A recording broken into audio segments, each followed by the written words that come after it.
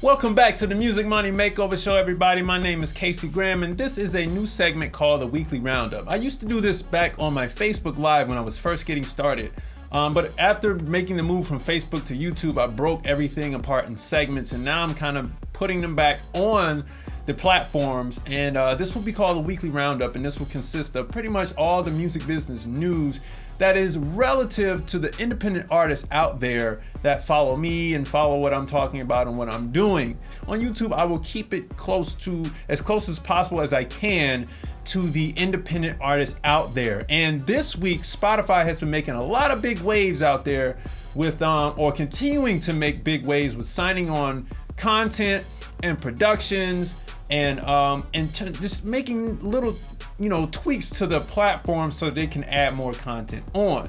So without further ado, let me jump into it. Now, Spotify has announced again that they will bring video to the platform again, and this comes as no surprise after they signed over Joe Rogan about 2 to 3 weeks ago, and all of his content from YouTube will be brought over to the Spotify platform exclusively and can only be listened to on Spotify. Now, this makes big waves, and this makes some kind of as Bugs Bunny would say, this means war on Looney Tunes. It makes that statement to Google saying that, okay, if you're going to come in here and siphon off of our creators, then we're going to have a response back. We don't know what that will be, but we know that Joe Rogan brought a lot of people to YouTube, and now he's going to bring a lot of people to Spotify. And I think the deal amount was like 10 million or 100 million. I know that's a big gap, but I forgot the numbers. It was one of those zeros. It was up or down.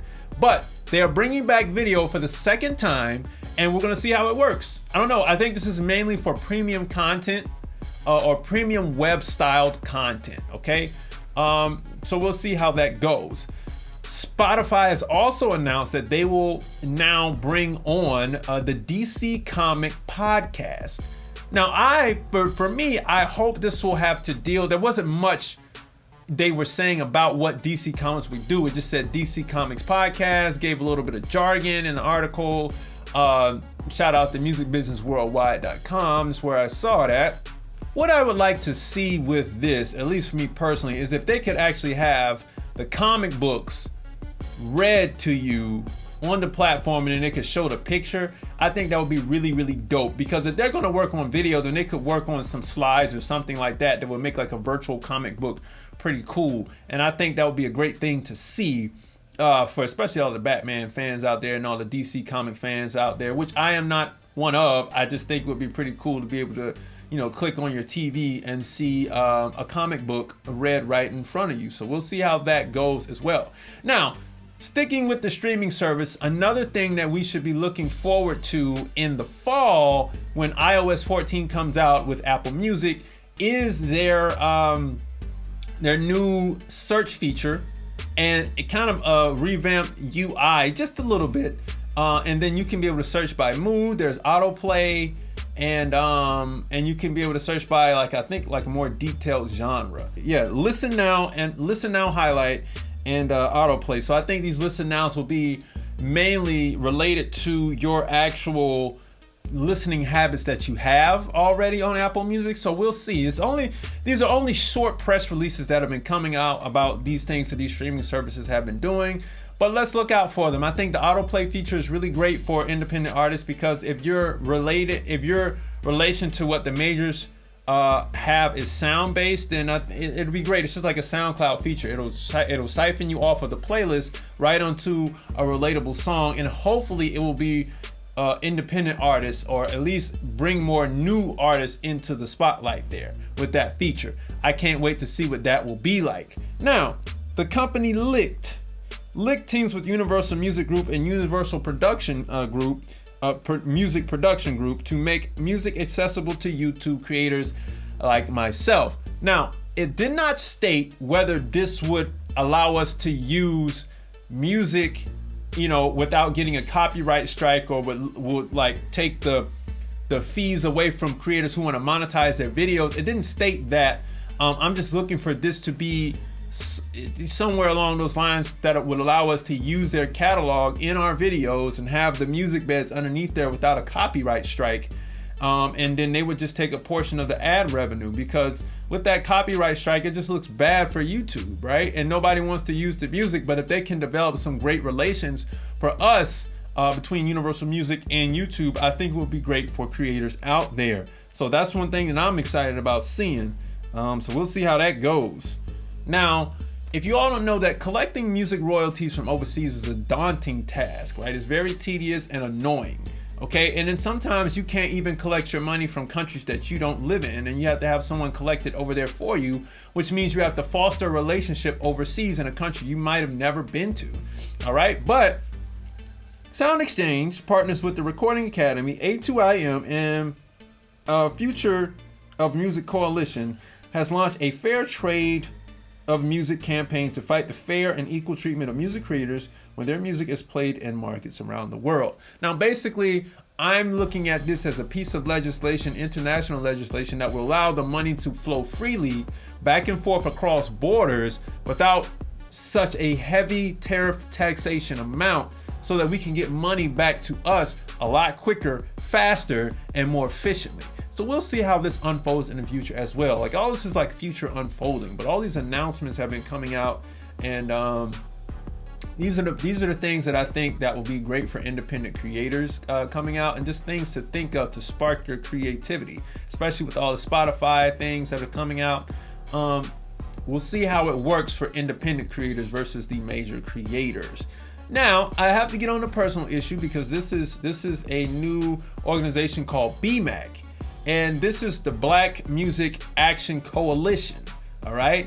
And they are aiming to do stuff with, what they want to do is they want to make sure that Black executives get paid a decent fair share, artists get paid or get treated fairly, Black artists get treated fairly, and so forth and so on. Here's a quote from the article.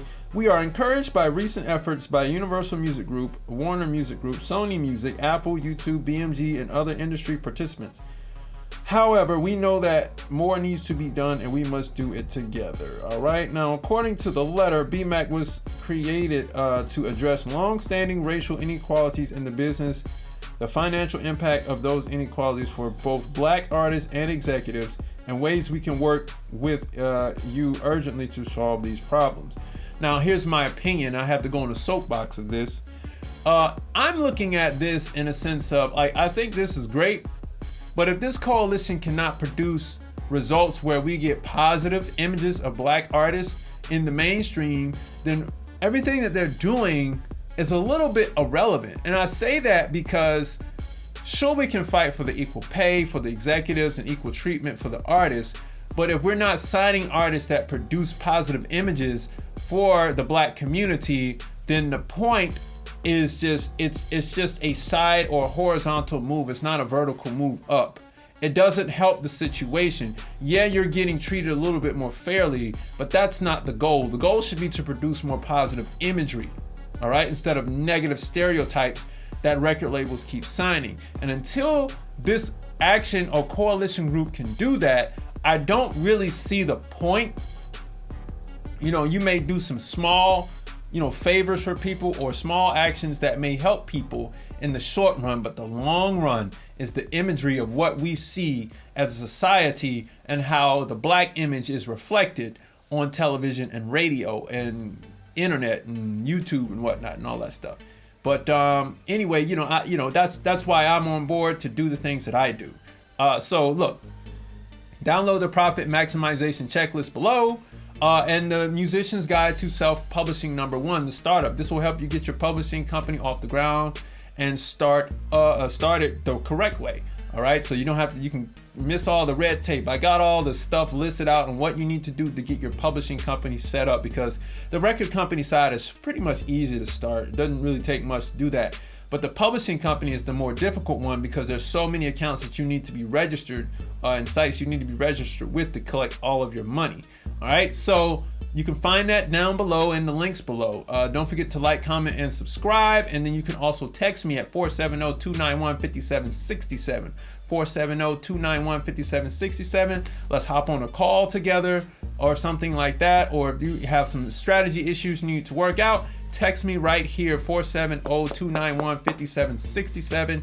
It is actually this phone right here that I've been reading off of this whole show. All right. Anyway, until next week, the weekly roundup will be back. Hopefully there will be some great news for all of you independent creators out there, and I'll find more things that you all can use to make your creative endeavors easier, better, and find things that you all can look forward to so that you can make more money in your endeavors. Anyway, that has been this show. I'll see you next week. Peace.